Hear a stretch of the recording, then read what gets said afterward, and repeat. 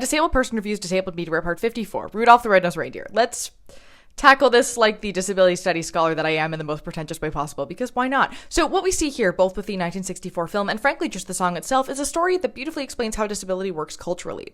Disability as a category was created to label the group of people who are unable to work in the typical way, leading them to be inefficient and less productive under capitalism in comparison to non-disabled, and therefore unhelpful as workers. Now, as times change, as workplaces change, as the government budget for paying social security benefits to disabled people changes, the category of disability expands and shrinks or moves to cover different things. For example, we tend to see expansions of the disability category with increased funding after major wars, and we see shrinkage of disability categories during recessions or hard economic times. I'm looking at you. Neurodivergent people are uniquely helpful in the workplace, and that's why we should hire them and not consider them disabled stuff we've seen going on in the business world right now.